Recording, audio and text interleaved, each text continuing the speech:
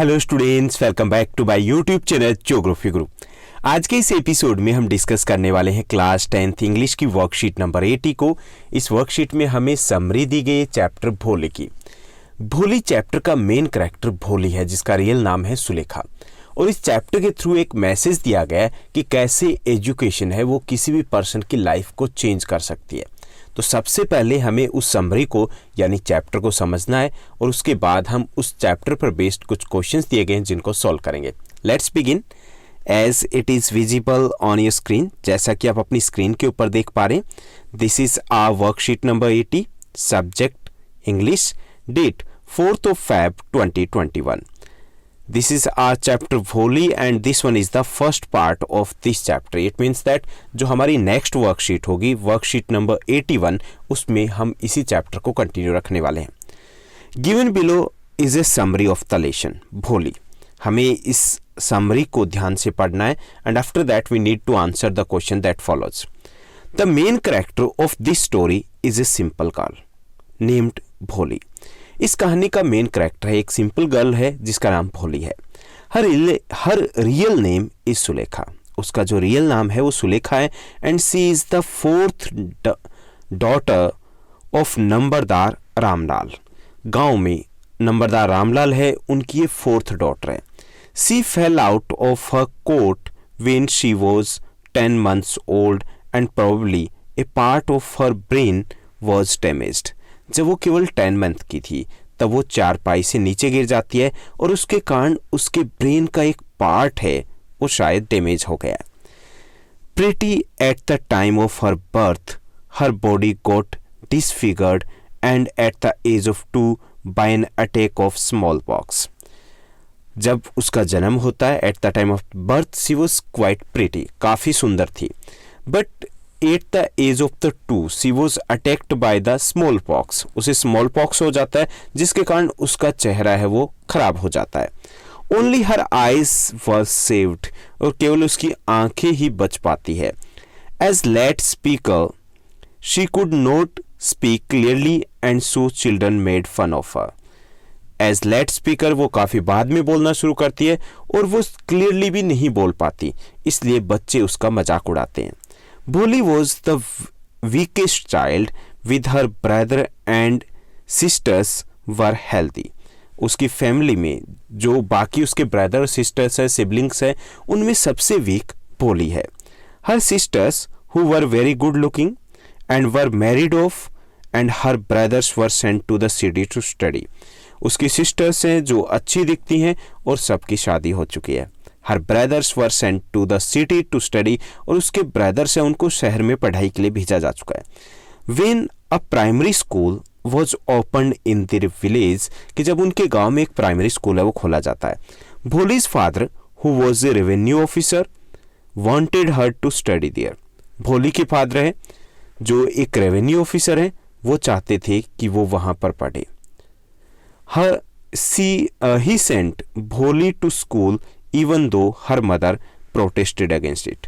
हालांकि उसके फादर है वो चाहते हैं कि वो पढ़ें, हालांकि ऐसा नहीं था कि he didn't want to continue her in that school, क्योंकि उसे विलेज हेडमैन और जो तहसीलदार है उनके कहने पर भोली को स्कूल भेजना पड़ता है। हालांकि उसकी मदर है, her mother was not in the favour of the girls, education के फेवर में नहीं होते, because her mother was Orthodox women थी, जो रूढ़िवादी वुमेन जिसको हम हिंदी में बोलते हैं, बट स्टिल उसको स्कूल भेजा जाता है। Dressed in new clothes she was sent to school, नए कपड़े उसे दिए जाते हैं और उसे स्कूल भेजा जाता है। Happy to see other girls there she hoped that one of them would become her friend. वहाँ पर वो काफ़ी सारी गर्ल्स को देखती है स्कूल में, and she hope that one of them would become her friend, कि उनमें से कोई एक उसकी फ्रेंड बनेगी। The teacher asked her name but Bholi was too scared to answer. Teacher Bholi से उसका नाम पूछते हैं और भोली डर जाती है and she was unable to speak out her name, वो अपना नाम नहीं बता पाती है। The teacher smilingly encouraged her to speak, और टीचर है उसे लविंगली प्यार से समझाते हैं और उसे इनक्रेज करते हैं कि वो बोले। She also asked Bholi to come to the school daily, और उसे प्यार से समझाती है और टीचर ये भी बोलती है कि डेली आना है। She give her a book with many colourful pictures on it, और उसे एक बुक दी जाती है जिसमें काफ़ी सारी कलरफुल पिक्चर्स होती है। She also told Bholi that she would soon be able to read it and everyone would treat her with respect. अब भोली को ये भी बताया जाता कि जल्दी तुम पढ़ना सीख जाओगी और सब उससे रिस्पेक्ट के साथ बिहेव करेंगे। भोली वॉज फिल्ड विद होप। भोली को पहली बार केयर मिली थी, पहली बार किसने इतनी प्यार से बात की थी। So she was filled with hope and the confidence. उसे उम्मीद लगी कि सब कुछ बदलने वाला है। एज द विलेज प्रोग्रेस्ड, जैसे जैसे गांव आगे बढ़ता है, the primary school become a high school, और प्राइमरी स्कूल है वो हाई स्कूल बन जाता है। When Bholi was the marriageable age, her father fixed her match with a person named Bishambar as he had a big shop. और जब भोली बड़ी हो जाती है, मैरिज की एज में आती है, तो उसके फादर उसकी मैरिज फिक्स कर देते हैं एक पर्सन के साथ जिसका नाम बिशंबर होता है। As he had a big shop, क्योंकि उसकी एक बड़ी दुकान होती है, house and a large bank balance, मोटा पैसा होता है उसके पास, nearly 50 years old. He also walked with a limp. 50 साल बिशंबर की एज होती है और वो भी लंगड़ा कर चलता है। Not only that, he was a widower and had grown up children. और इसके साथ साथ वो विडोवर थे, यानी कि उनकी वाइफ नहीं होती है, और उसके बड़े बच्चे भी थे। भोली was not consulted. भोली से पूछा भी नहीं जाता है when this marriage was fixed. The day of marriage came, और शादी का दिन आ जाता है। Bishambar arrived with a big बारात, एक बड़ी बारात लेकर के बिशंबर आता है।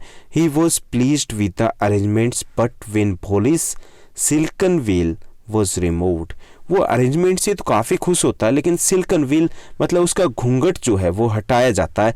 He was shocked to see her pock marked face, उसके पॉक मार्क फेस को देख करके वो हैरान रह जाता है, शॉक्ड हो जाता है। He refuse to garland her, garland का मतलब हार पहनाने से मना कर देता है। And said that marriage would go through only if one additional 5,000 rupees were given to him, और वो बोल देता है कि अगर उसे एक्स्ट्रा 5,000 रुपीज़ मिलेंगे तभी वो शादी करेगा, इसको कंटिन्यू करेगा। Ramlal brought the money, Ramlal किसी भी तरीके से वो रुपए ले आता है। When Bishambar was about to garland her, Bholi flung the garland into the fire. जब विशंबर उसको वरमाला पहनाने वाला होता है, हार पहनाने वाला होता है, Bholi flung the garland into the fire, Bholi उस जयमाला को आग में डाल देती है। She was clearly told her father, she very clearly told her father that she would not marry that man who was not just only old and lame but also a mean and greedy person, कि उसके साथ शादी नहीं करेगी, वो केवल old या लेम नहीं है बल्कि एक लालची व्यक्ति भी है और काफ़ी मीन मतलब घटिया व्यक्ति है। शी टुक अ वो नेवर टू गेट मैरिड, और वो शपथ लेती है कि वो कभी शादी नहीं करेगी। She decided that she would become a teacher, वो डिसाइड करती है कि वो टीचर बनेगी and serve her parents in their old age, और बुढ़ापे में अपने पेरेंट्स की सेवा करेगी। तो ये है समरी इस चैप्टर की, भोली की। अब हम क्वेश्चन आंसर को देखते हैं। This worksheet is going to be a little bit long. Total 10 questions are given including short, very short and the long answer type question. First जो क्वेश्चन दिया गया है, फर्स्ट क्वेश्चन है for what unusual reasons was Bholi sent to school. Bholi को किस unusual कारण के कारण स्कूल भेजा गया था, यानी कि कैसा अनयूजुअल रीजन था जिसके कारण भोली को स्कूल भेजा गया। Bholi was sent to school just to obey the orders of tehsildar, कि भोली को स्कूल इसलिए भेजा गया क्योंकि तहसीलदार ने बोला था कि अगर उसका जो पिता है भोली का, कि अगर वो स्कूल नहीं भेजेगा तो बाकी गांव वाले कैसे भेजेंगे, because Bholi's father was a government employ. Okay, so Bholi was sent to school just to obey the orders of the tehsildar. She was also sent to school because with her ugly face and lack of intelligence she had little chance of getting a match। दूसरा कारण ये भी था कि parents को ये लगता था कि इसका चेहरा ठीक नहीं है, इंटेलिजेंस भी नहीं है, लैक ऑफ इंटेलिजेंस मतलब भोली भी है, तो इससे शादी कौन करेगा, शायद स्कूल जाए तो शादी हो जाए। सो 2 reasons were there. She was sent to school just to obey the orders of the Tahsildar, and second, she was also sent to school because of her ugly face and lack of intelligence. She had little chance of getting a match, कि उसकी शादी में problem आ सकती थी, so she was sent to school. Second question है, what were Bholi's parents and Bholi's teacher alike in their attitude towards her? Why or why not? क्या भोली के पेरेंट्स और भोली के टीचर हैं, उनका एटीट्यूड भोली को लेकर के सेम था? क्यों और क्यों नहीं? Bholi found her school teacher to be different from her family members.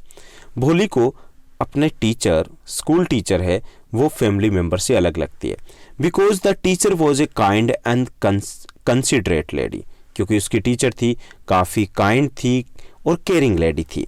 She had a soft and soothing tone, वो बड़े प्यार से उससे बात करती है। शी गेव भोली a lot of encouragement and inspiration which she was not getting from her family. उसे काफ़ी इंकरेज किया जाता है, काफ़ी इंस्पायर किया जाता है, काफ़ी मोटिवेट किया जाता है, और वो इंस्पिरेशन जो उसे अपनी फैमिली से कभी नहीं मिल रही थी। So in this way we can say that Bholi's teacher and the family members were not alike. Now let's move to the third question. What opinion do you make about Ramlal's wife when she said, "Let the teacher worry about her"? Ramlal की wife है, वो कहती है कि अब teacher को ही tension लेने दो। कब? जब स्कूल में भोली को भेजा जाता है। तो हमें इससे जो रामलाल की वाइफ है, जो भोली की मदर है, उसके बारे में क्या पता चलता है, ये हमें बताना है। Bholi's mother was Orthodox village women, कि भोली की जो मदर है वो ऑर्थोडॉक्स विलेज वुमेन है, रूढ़िवादी, मतलब जो परंपराओं को मानती है। She was against the girls education के वो खिलाफ है, and she was considering Bholi as liability, और वो भोली को एक बोझ मानती है। Now let's move to the fourth question. Fourth question है, initially Bholi was afraid to go to school. शुरुआत में भोली वो स्कूल जाने से डरती है। And had to be dragged by the arm by her father, और उसके फादर उसे आर्म से पकड़ के उसे जबरदस्ती स्कूल लेके जाते हैं। How did Bholi's fear gradually disappear while going to school daily, और जब वो स्कूल जाना शुरू कर देती है तो उसका ये जो डर था वो धीरे धीरे डिस्पियर मतलब गायब हो गया। कैसे? Bholi's teacher proved a gem to her who always provided all possible help and assistance to her। भोली की टीचर है, वो उनकी लाइफ में, भोले की लाइफ में एक बड़ा चेंज प्रूव होती है। वो उसे हमेशा हेल्प करती है, असिस्ट करती है, and turned her into a bold and confident girl। और उसी के कारण भोली एक बोल्ड और कॉन्फिडेंट गर्ल बन जाती है। The teacher always encouraged her and asked her to come to school daily। और टीचर है उसे ऑलवेज मतलब हमेशा इंकरेज करते हैं और उसे हमेशा स्कूल आने के लिए बोलते हैं। तो इस तरीके से धीरे धीरे भोली का जो डर था, फियर था, वो गायब हो जाता है। Now let's move to the fifth question.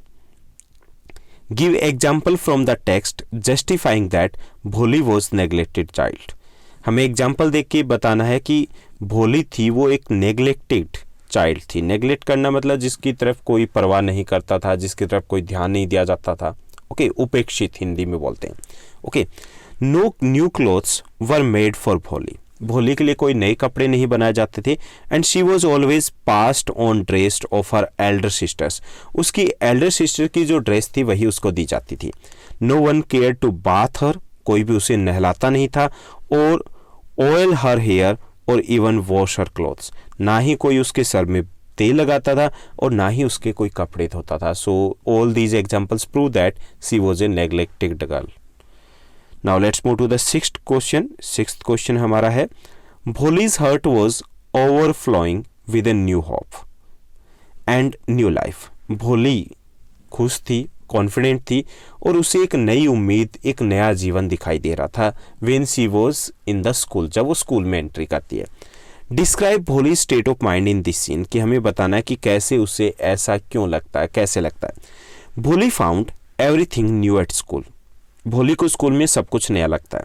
The teacher behaved with her like no one had done ever done, thereby filling her with confidence at the end of the first day at school। उसके साथ teacher इस तरीके से behave करता है जैसा उसके साथ कभी किसी ने कोई बिहेव किया नहीं हो। और इसी के कारण वो उस डे की समाप्ति पर काफ़ी उसमें कॉन्फिडेंस आ जाता है।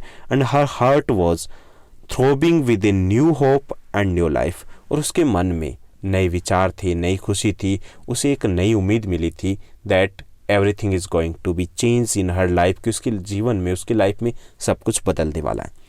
Now let's move to the 7th question, जो लॉन्ग आंसर टाइप क्वेश्चन रहेगा।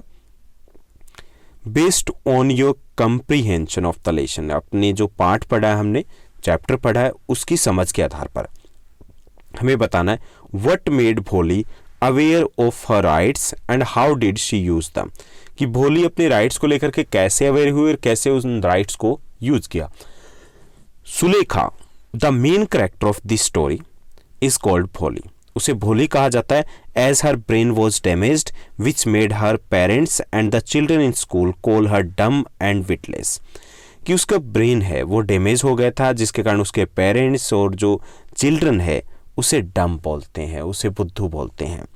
Worst of all, her parents tried to dispose her of by marrying her to a lame and old widowed, और इससे भी बुरा ये होता है कि उसके पेरेंट्स है उससे पीछा छुड़ाना चाहते हैं एक बूढ़े व्यक्ति के साथ, एक लंगड़े व्यक्ति के साथ उसकी शादी करके। Her teacher her turned her into a bold and confident girl, उसके टीचर है सुलेखा को, भोली को एक बोल्ड और कॉन्फिडेंट लड़की बना देते हैं।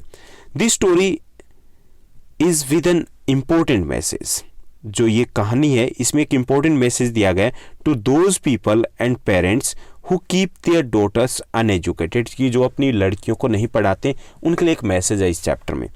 The society should understand that education can do wonders, की सोसाइटी को, समाज को, लोगों को समझना चाहिए कि एजुकेशन जादू कर सकती है, वंडर कर सकती है, सब कुछ बदल सकती है। भोली रिफ्यूज टू मैरी अ डोरी सीकर, भोली एक डोरी सीकर, दहेज के लालची से शादी करने से मना कर देती है। The dowry practice is a sin which should be completely abolished, और इस कहानी से ये भी मैसेज देने की कोशिश की गई है कि डोरी प्रैक्टिस है वो एक पाप है और इसको पूरी तरीके से ख़त्म किया जाना चाहिए। तो इस तरीके से हमने देखा कि कैसे भोली है एजुकेशन के कारण पूरी तरीके से बदल जाती है और अपने राइट्स को लेकर के न केवल अवेयर होती है बल्कि उनको यूज़ भी करती है। Now let's move to the 8th question.